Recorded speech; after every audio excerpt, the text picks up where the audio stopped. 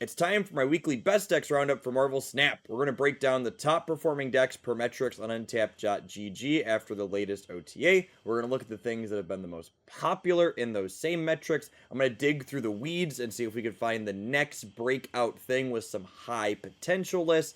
And I'm going to give you some of my own personal pocket picks that I've been crushing Infinite Conquest with and the ladder. Let's go ahead and dive into it, shall we?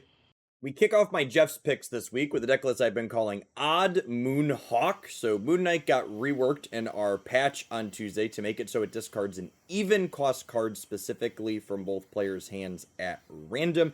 And our deck as constructed only has a singular even cost card by default, which is Proxima Midnight, who we would love to discard. If we have no even cost cards in our hand, it makes Moon Knight a completely one-sided effect, which is still excellent for enabling our copy of Stature as well as being disruptive. Speaking of disruption, this deck list is packed to the gills with proactive disruptive elements past Moon Knight. We have Black Bolt as well as Spider-Ham to attack cards while they're in our opponent's hand, and we have Korg as well as Rock Slide that not only serve to make our Dark Hawk and Cassandra Nova larger, but also break up draws our opponent's going to have. This deck list looks to put reasonable numbers into play at efficient energy costs while also shredding whatever hope our opponent has of getting their game plan together. As far as higher series cards go, Proxima Midnight and Darkhawk are the two that I would say are non-negotiable in this deck list. They are responsible for a lot of the stats you're going to be putting onto the board and don't have clean replacements that synergize with the rest of what this deck is doing. Cassandra Nova can be a different proactive 3 energy card, such as Mobius or Luke Cage or Red Guardian. Spider-Ham could be a different disruptive 1 energy card, such as Iceman, and Nico Minaru can be your favorite other 1 or 3 energy card that you don't mind playing out proactively when you draw it. My second Jeff's pick this week is a Werewolf by Night Thor's deck that I used to add another infinite border to my collection in Infinite Conquest. I think this deck list is a ton of fun to master the sequencing decisions with if you try and figure out how Werewolf by Night is going to flip around the board in an optimal manner. I really love that this deck list has a good mix of proactive numbers between the Thor's package and Werewolf by Night, as well as having a dash of disruption thanks to Shadow King, Quake, and even proactive bits like Spider-Ham and Iceman. I think Shadow King in particular is really well positioned into all of the Athena decks that are running around, as well as Erishim that's often leaning on Blob as one of its primary stat sticks. The must-have higher series cards in this deck list are Werewolf by Night and Beta Ray Bill, since they're responsible for a lot of the stats that we're going to be putting onto the board. Spider-Ham, Nico Minaru, White Widow, and Sage are all very replaceable, with their primary function being cards that have low energy costs while also having on-reveal effects to allow us to manipulate and grow Werewolf over the course of the game. Sage and White Widow can be replaced by cards such as Medusa or Maximus that add stats to the board with on-reveals, and Spider-Ham and Nico Minaru can be cards such as Korg and even Rocket Raccoon or Hawkeye that are cheap cards we can beast back efficiently with on-reveals. My last Jeff's pick this week is my take on the fairly classic Clutter archetype that I thought was worth highlighting because a couple of cards in it were adjusted in our OTA this week. Dr. Octopus in particular is a card I wanted to call out that just feels different from his previous design as opposed to being strictly better or strictly worse. He allows you a good bit more precision than the old design and also comes with a lot less risk associated with it, meaning that you rarely have to Shang-Chi the path that you pull Dr. Octopus into. It's also worth noting that he no longer gets Shang-Chi'd himself, and pulling Shang-Chi out of your opponent's hand can now often be upside because you know that'll be a tool that they can't use against you later. As far as higher series cards go in this deck list, I would say White Widow is the one that is of utmost importance. She's just incredibly efficient at allowing you to clutter a spot on the opponent's side of the board while also offering minimal risk if they fill the same turn you play her out.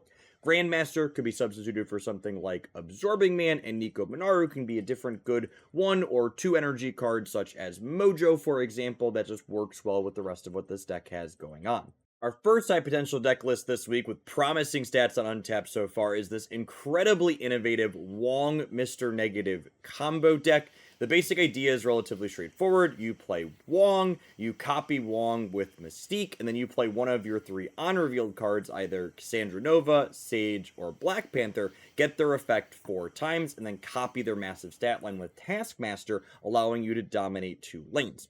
The real power of this deck list is with its various cost reducers, though, either Mr. Negative, allowing your cards to become completely or effectively free, or Ravonna Renslayer, allowing us to make Sage cost 2 and Taskmaster cost 4, so we can play them both out on the last turn of the game, so your opponent doesn't know exactly what your output range is. Speaking of backup plans, this deck list also isn't all in on just the Taskmaster plan. We also have Ironheart as well as White Tiger as potent threats that can pop off with Wong as well. The multi-pronged game plan that this deck brings to the board seems truly efficient in keeping your opponents on their toes, especially in formats like Conquest, where they're going to have to adapt to what you're doing game in and game out. As far as higher series cards go, Ravonna Renslayer is an absolutely must-have. She's core to this deck strategy. And then I would say you need either Sage or Cassandra Nova, and you can replace one of these two that you're missing with Wolfsbane as another 3 energy on reveal that gets reduced by Ravonna and can get a big stat line to copy with Taskmaster. Our next high potential deck list is a new take on an old favorite, Bounce featuring Darkhawk. This deck list has the typical Bounce staples, Hood, Rocket, Korg, Nico that we return to our hand and play out again with Beast and Falcon. And then in addition to Darkhawk, we have Sage as well as Cassandra Nova as on-reveal threats that we could even return with Beast to play out again. We mix in Viper as a way to mitigate Hood's downside and Shang-Chi to have a dash of interaction, and your deck list has a lot of angles to hit from. As far as higher series cards go, Darkhawk is the one that is of utmost importance as one of your primary top-end stat sticks. Cassandra Nova and Sage could be traded out for other cards that play out proactively early in the game, such as Bishop and Angela, or even a Hitmonkey that you can play out on the last turn of the game alongside a bunch of ones. White Widow is simply serving the role as an efficient 2-energy card, and you can replace her with something like Medusa that gets value with Beast, or with another 1-energy card that scales, such as Hawkeye. Our last high potential deck list this week is definitely a little out there. It is a Sarah Ajax Hazmat brew featuring Ghost as well as Crystal. I would assume this deck list is pretty all in on the Ajax game plan. That's why we have Crystal and Magic with your typical ideal setup, looking like Ajax into Mystique. Copy Ajax, then use Hazmat to make both of these cards absolutely massive. Ghost serves as a way to guarantee that you never have priority while doing this, meaning that your opponent never has the opportunity to Shang-Chi either of your especially large threats. As far as higher series cards go, I would assume Ajax and Miss Marvel are pretty important for providing stats consistently in this deck, while Iron Lad helps you have redundancy in case Ajax is buried at the very bottom of your deck. White Widow seems like its primary purpose is to add cards to your opponent's side of the board, so that way Hazmat is more efficient, so I could see something like Debris or even Black Widow filling a similar role at a less efficient rate.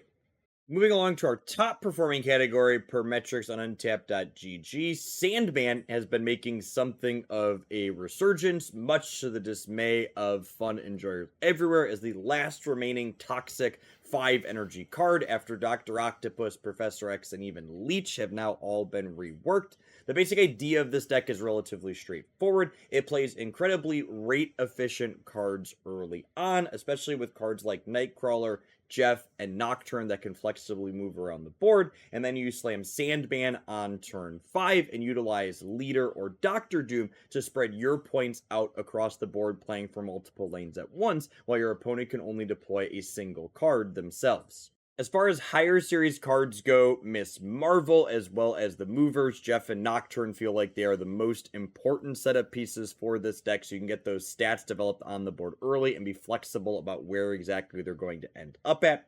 Cassandra Nova, White Widow, and Nebula can likely be substituted for other 1, 2, and 3 energy cards that are good at providing efficient stats onto the board in the early turns of the game when you're looking to get ahead before you play Sandman to lock things up. Our second top performer per Untapped metrics this week is a fairly classic Gilgamesh Zoo deck. This deck list plays to all 3 lanes simultaneously, thanks to Khazar and Blue Marvel pumping up everything that we have on the board, and then Gilgamesh and Mockingbird allow this deck list to go tall in spots where that is necessary as well. One especially fun interaction to point out is that Kyera now gets to protect Mockingbird as well as our 1-drops, thanks to Mockingbird's recent change to being a 6/10.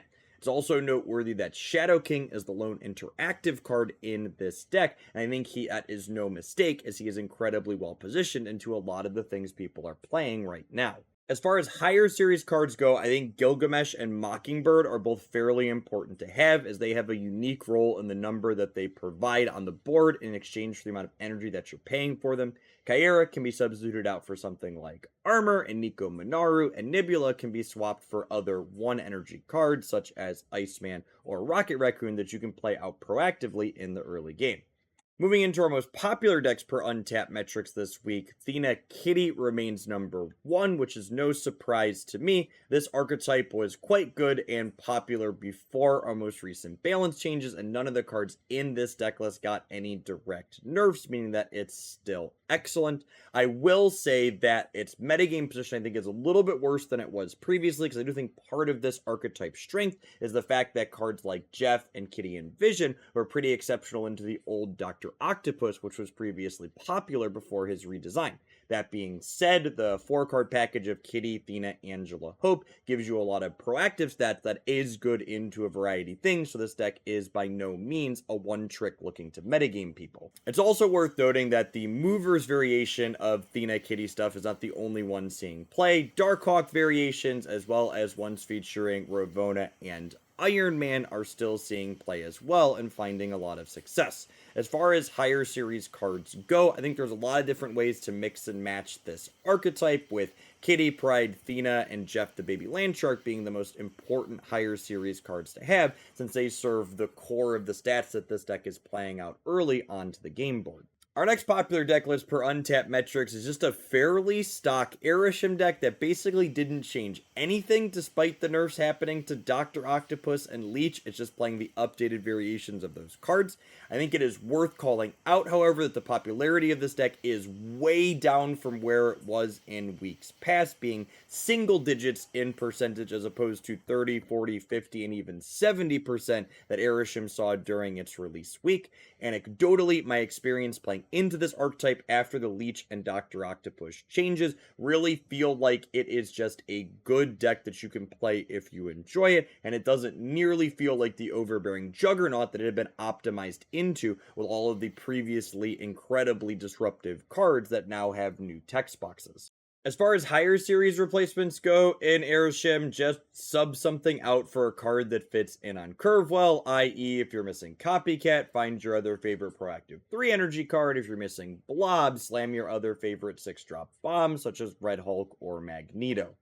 Our next deck list in the popular category is a Patriot Ultron variation that also features Sandman. It's not clear to me from looking at the data if this deck is popular because it's performing well. Its stats appear to be rather average so far, depending on how you slice the untapped data, or if simply because it's one of the best decks to complete the fill the board missions that people are picking up inside of their alliances. Either way, this deck list is good at spreading out stats over the board in different ways, and I would say one key thing to point out about the most successful variation is that it's not only playing Ultron at the top end, it's also playing Doctor Doom as well. One of the kind of weaknesses Patriot decks often have is their last turn play is very predictable when they're just slamming Ultron, so having 2 different 6-drops that you can play interchangeably will keep your opponent guessing and give you better cube equity, winning games that your opponent thought that you had no way to pull out. The final deck in our popular category this week is Classic Collector Discard. I assume the rise in popularity for this one is related to 2 different factors. The first being that Proxima Midnight is found in Spotlight caches this week, so for the first time, a number of people are able to play with it in its fully powered form. The second is that Apocalypse got 2 points of power back in our most recent OTA, so it's strictly better than it was just a week ago.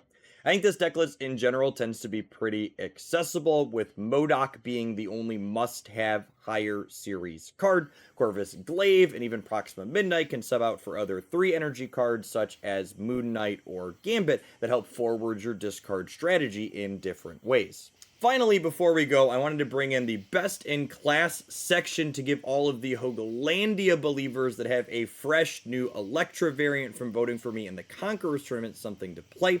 Cerebro 2 is an old favorite that really enjoys this 1-2 as a disruptive element that weaves into our curve quite cleanly, who can also be as large as 7 points of power on the last turn of the game.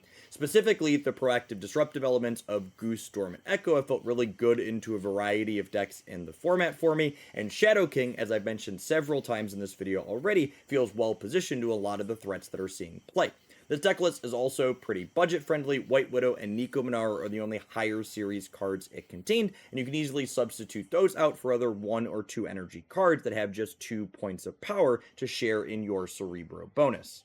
Unsurprisingly, I think Marvel Snap is way more fun when I am not constantly having my hand emptied by the old Dr. Octopus or having their text box wiped out by Leech, and I've been having a ton of fun playing a bunch of Marvel Snap after our most recent over-the-air update. If you enjoyed my best decks roundup this week, I'd encourage you to snap that like button to help it reach some more people, and make sure you're subscribed to the channel so you don't miss any of my weekly breakdowns to help you keep your finger on the pulse of the metagame and get out ahead of it with my own picks and high potential list that these roundups always contain.